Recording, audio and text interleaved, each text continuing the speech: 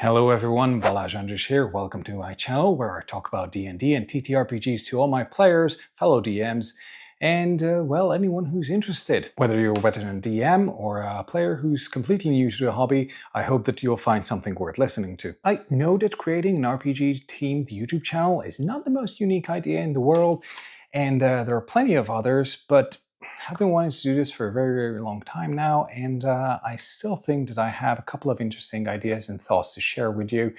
And not to mention that I really like doing this. I wanted to create this for many years now and spent an egregious amount of time overthinking it, and then thinking and overthinking about what to do first, what kind of videos to start this with. In the process of throwing around ideas, I kind of realized that there's this thing that we always take as so self-evident, and yet we rarely talk about it in details.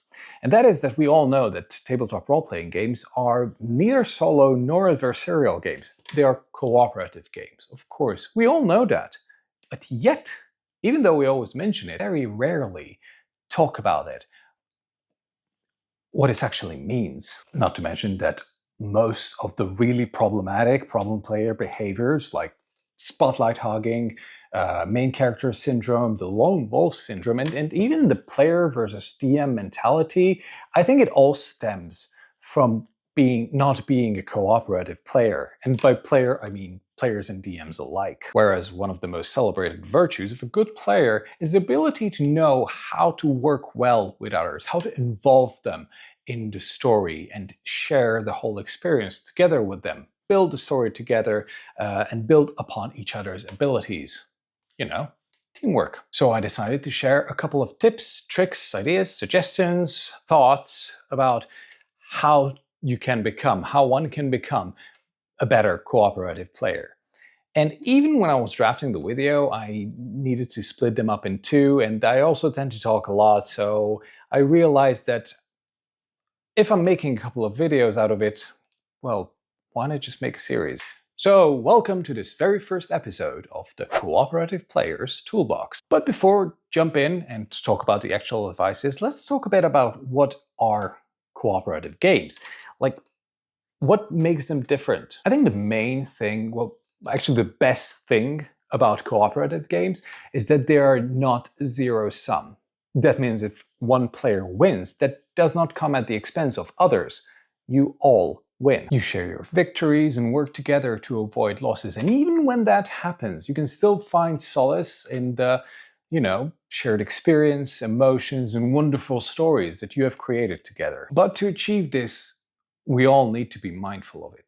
We need to keep track that we're not here to become the best of the best. We're not here to defeat the others. We're not here to overcome them and to show them how great we are.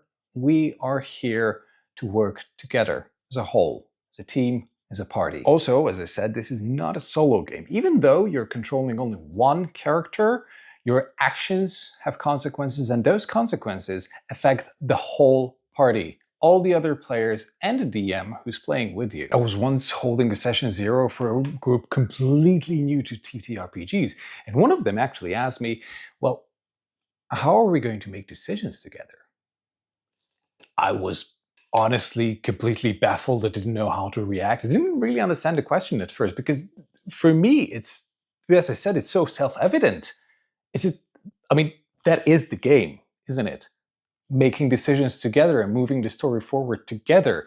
I never really thought about it. I never really thought about actually having to discuss it. It was just how we play the game. But now that it did come up, I realized that it's actually quite important to talk about it, to have discussions about it, and to be more conscious about having a cooperative mindset when playing TTRPGs. However, working together, cooperating, functioning as a team is not that easy or simple. How do we start?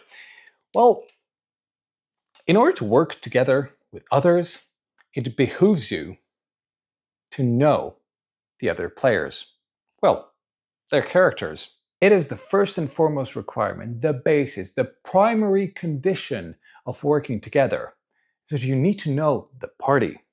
You need to know who they are and what they're capable of. When trying to work together in any situation, you need to think beyond yourself, or in this case, beyond your character.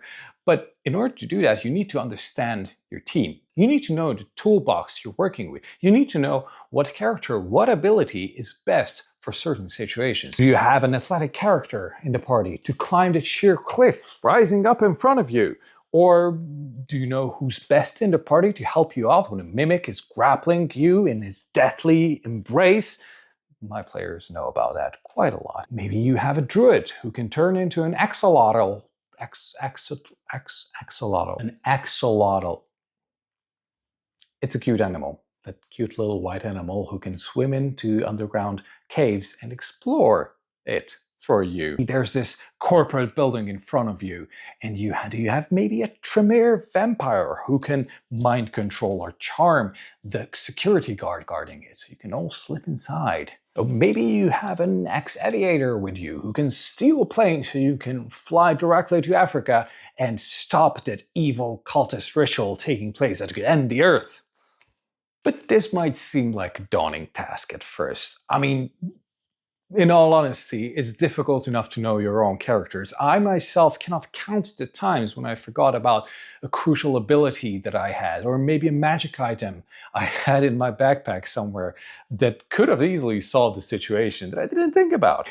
I remember at one point when I was starting out as a player, my DM put us into this dungeon with these whole little difficult traps and situations, and one of them could have been easily solved with my Bard's illusion magic. Yeah, this was a different system, not Dungeons and Dragons. It was a Hungarian RPG system called Magus, which means mage, wizard, difficult to pronounce. Anyway, so we were in this corridor, and we had no idea how to solve the whole situation without being burnt to crisp. And we spent hours slogging the whole session. No one could come up with any idea, when finally we realized that my bard can easily create a mirror. And that led us through the corridor without being burned by the magic there. Yeah. Anyway, I digress. Sorry, I tend to talk a lot. The point is that it's an unreasonable expectation to know everything about your own character, and not to mention the others. And to be frank, it's quite an impossible task, even for experienced DMs as well. But that is not what we're talking about. You don't have to learn everything about them. As I said earlier, you only need to answer the following questions: who they are, and what are they capable of?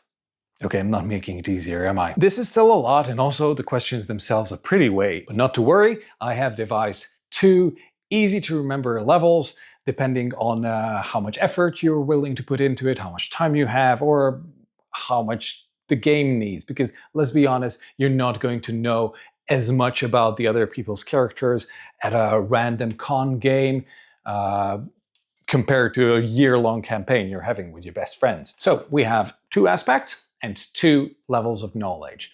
Well, actually, let's make it 3 levels. Let's have a level 0 at first. The 2 aspects we have, the who are they and what they're capable of, are the narrative and the mechanical part we're talking about here. And at level 0, it's pretty easy. It's barely an inconvenience. On the narrative part, you only need to know their names. And as the mechanical part, you need to know their races or species, ancestries, whatever your game calls them, and their class. I know these are also a bit narrative, but let's be honest, it informs you about what kind of abilities those race and class combos have. So as I said, this is the barest minimum. You don't have to prepare, you can do this in the first minute of your game. You just need to ask the other players and write it down. And this is so simple, I don't even want to explain it. Playing TTRPGs is a hobby. It requires some effort. And please, please, if you're putting in the time to play with others, put in the barest minimum. And when you start playing, jot down their names, their race, and class of the other people's characters that they have spent hours or maybe even days creating. Be a nice person. Now, the first level, we have the basic, just the information that you need to have a good general understanding of your party. This level, we're talking about the character's past on the narrative side. You can look at their background, their places of origin. Many RPG systems actually have these on the character sheet, like in the Fantasy Flight systems, Fantasy Flight games, Dark Heresy Warhammer 40k system. All characters have background and a home planet. But even if you don't, it behooves you to learn where the other people come from. Maybe they come from the huge city, the capital, Waterdeep, where everything can be seen and heard, or they come from the little backwater and they know nothing about the world around them. Also, if you're using an alignment system, it's pretty easy to write down the alignments. I am myself fan of the alignment system. I think it tells, it's very efficient in telling general information about the characters. And I don't want to get into the whole topic. For me, it's a descriptive thing. It helps me. It's like knowing their astrological sign or their Myers-Briggs category. It helps. Use it if you have it. Knowing this little bit can help you connect all the other characters to the world around them. So like when you're going shopping, maybe you want to take the blacksmith character to buy some weapons because they might be more interested in them or know about them. This way you can involve them in the game's story and your own as well. Also, even though this is the narrative part, these can have mechanical effects as well. The previously mentioned Dark Heresy, your home world actually affects your character a lot. On the mechanical side, we are going to focus on what the other characters are best at.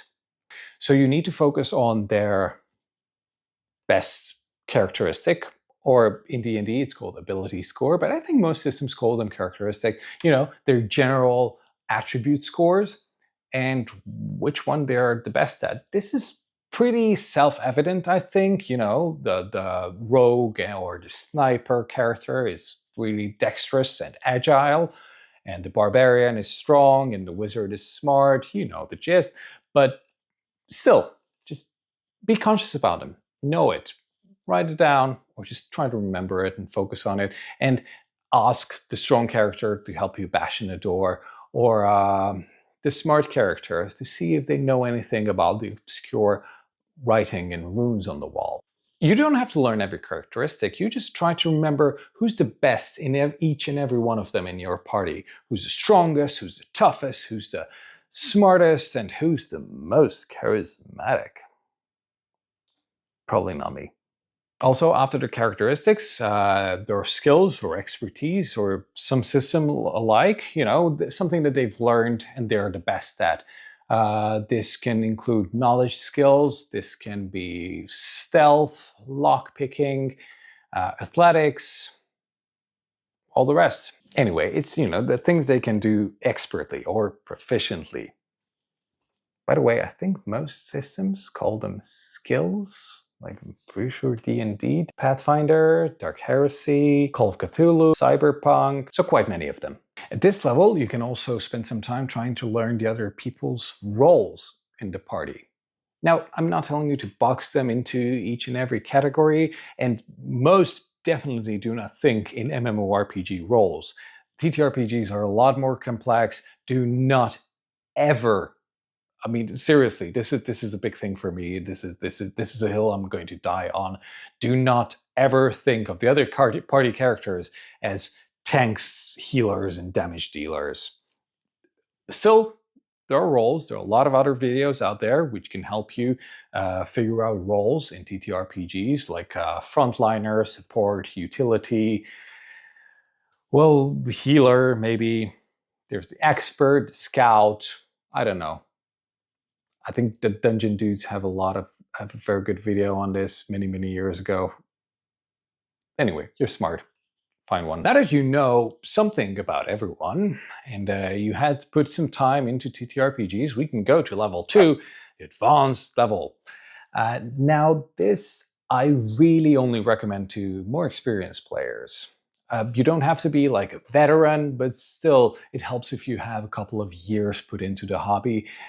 You will know when you're at this level, when you are very comfortable with the rules and you know most of the stuff about your own character without having to look them up. And when you do, you can start focusing on the other characters as well. And on the narrative side, on who they are from the past, we're now putting the focus onto the present and the future.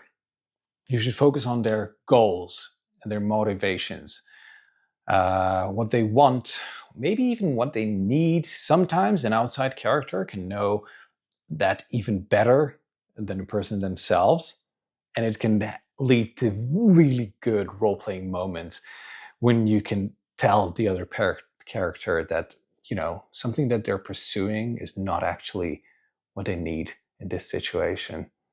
And that can lead to so great epiphanies and moments. You can also check who they are interested in the present, like who their allies are, who they like in the party, which NPCs they're fond of, especially if you're a DM, because that can be a really, really good tool for you. Anyway, these things usually come naturally as the story is moving forward. You most definitely don't need to know these, even if you're an experienced player at the beginning of a game. But you'll learn them. You can put the information down somewhere, but don't go crazy. Don't create a whole folder or binder out of them like some people do. Let's move on to the mechanical stuff, which I think this level is the more difficult thing to master. At this level, you'll start to learn about not only just what they're best at, but their actual abilities. Like a Dampier can walk ceilings, an elf doesn't need to sleep much and is resistant to charm effects, a paladin can smite, a bard can inspire, and a wizard can cast fireball. Your rocker boyfriend can charm the NPCs, and depending on their specialization, your Inquisition sanctioned Psyker buddy can move objects with their minds, or read thoughts, or predict the future, or like shoot bio-lightning out of their hands. Power! Unlimited power!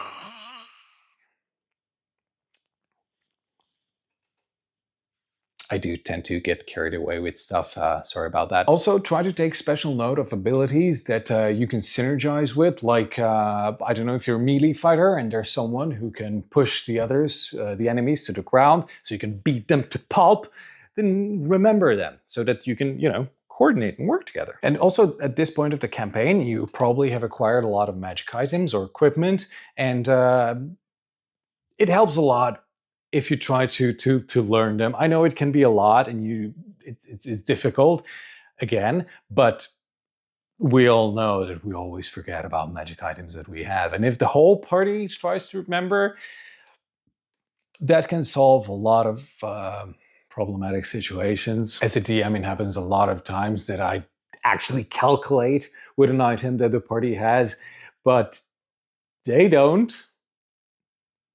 And when they forget about it completely, that it's somewhere in the bottom of their bag of holding, yeah, that's where the previously mentioned hours of slog can happen. So if you as well try to remember that your party has, I don't know, an immunity potion or something, it can save a lot of time. Again, I want to reiterate that you don't have to do all this. TTRPGs are really complex. You get points for trying. One final advice, I think I mentioned this a couple of times in the video, but TTRPGs are note-taking games.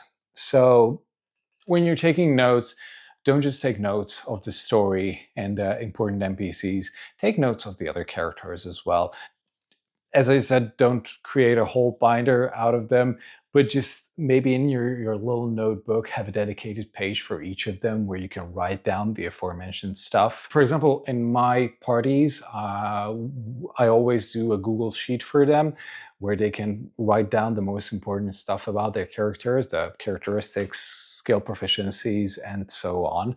So it's pretty easy to look up. But you can also learn as you go. Like I said before, with the advanced narrative stuff, you won't know them at the beginning of the campaign. You will only learn them through sessions and sessions and sessions. But you can also be proactive about this and ask questions about the other characters, I mean, trust me, we all appreciate it.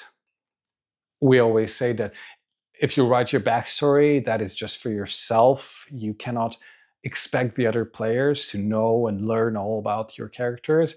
And yeah, reading the whole stuff is difficult, but in game, you can ask questions. That shows a lot of appreciation, and it's one of the best signs of a good player, I think, if you show interest to the other people's characters. It's just good manners and shows that you appreciate them. So to summarize, D&D and TTRPGs are cooperative games. We all know that, it's self-evident, but it doesn't hurt to keep a cooperative mindset all the time, to be mindful of it, and to be consciously cooperating with the others. And to do that, the first step is knowing the other characters, is knowing your party. In order to do that, you need to know who they are and what they're capable of.